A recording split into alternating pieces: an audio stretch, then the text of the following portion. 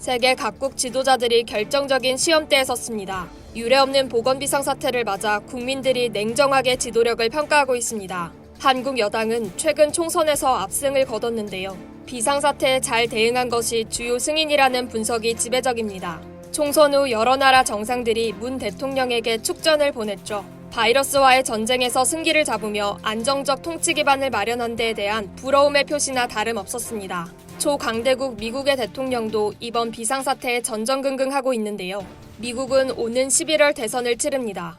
도널드 트럼프 대통령은 재선을 노리지만 상황이 녹록치 않습니다. 비상사태 초기에는 자신만만했지만 질병 확산세가 가팔라지며 민심이 동요하자 당황한 모습이 역력합니다. 급기야는 예정에 없던 기자회견까지 열어 자화자찬까지 늘어놓아야 했습니다. 27일 기자회견에서 마이크 펜스 부통령은 한 달 전 만여 건에 불과했던 누적 검사 숫자가 지금은 550만 건에 이른다고 의기양양하게 밝혔습니다. 현재 일주일에 100만 건인 검사를 200만 건으로 늘리겠다는 계획도 발표했습니다. 이어 보건복지부 차관보가 구체적 계획을 밝힌 뒤 한국의 검사 역량에 대한 이야기를 많이 하지만 우리는 5월이면 한국이 4개월간 해온 것보다 2배 많은 검사를 하게 된다고 강조했습니다. 대통령과 정부의 노력으로 방역모범국 한국을 이겼다는 뉘앙스였습니다. 공교롭게도 이날은 미국 내 확진자가 100만 명을 넘어선 날이었습니다. 이런 상황에서도 한국과 비교하며 아무 성과든 자랑하려는 트럼프 정부의 모습에서 민심 이반에 대한 초조함을 읽을 수 있습니다. 일본 아베 신조 총리도 마찬가지인데요. 사학비리에 이어 이번 보건 비상사태에 대한 부실한 대응으로 지지층이 무너지고 있습니다. 내년 총리 임기 만료와 자민당 총재 임기 만료를 1년 반 앞두고 심각한 위기 상황을 맞았습니다.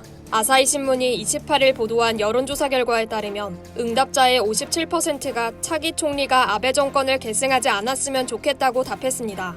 계승하는 편이 좋다는 응답은 34%에 그쳤습니다. 차기 총리의 덕목을 묻는 질문에는 공정성과 성실성이 40%를 차지했고 리더십이 그 뒤를 이었습니다. 비상사태에 대응하는 아베 총리와 정부의 모습에 크게 실망하고 분노한 민심이 숫자로 나타난 것입니다. 아베는 도쿄올림픽 개최에 연연해 사태 초기 대처에 의도적으로 소홀했다는 의심을 받고 있습니다. 그 결과 일본 내 확산세는 아직도 좀처럼 가라앉지 않고 있습니다.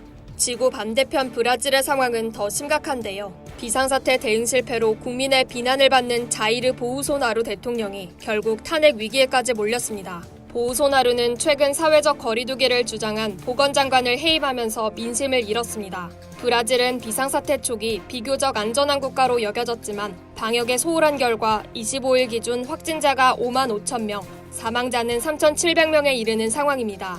여기에 더해 보우소나루는 수사 개입 의혹까지 사고 있습니다. 브라질 검찰총장은 25일 대통령이 부패 수사에 정치적으로 개입한 혐의와 관련한 수사를 허가해달라고 대법원에 요청했습니다. 전날에는 법무장관이 대통령을 비난하며 사임했습니다. 보건 비상사태에 대한 부실한 대응에 이런 전국 혼란까지 더해지자 보우소나루는 치명적 상처를 입었습니다. 급기야 룰라 전 대통령 등 유력 인사들이 보우소나루의 사임이나 탄핵을 촉구했고 하원에는 30건의 탄핵안이 올라왔습니다. 이번 미중유의 비상사태를 맞아 전 세계의 지도자들이 당황하고 있는 것만은 분명합니다. 인류의 역사를 보더라도 이번 비상사태는 고통의 순위에서 결코 뒤로 밀리지 않기 때문입니다. 하지만 국민을 안전하게 보호하는 것이 국가 지도자의 가장 큰 책무라는 점에서 어떤 지도자도 이 시련의 문을 그냥 지나치지는 못할 겁니다. 이상 여의도튜브였습니다.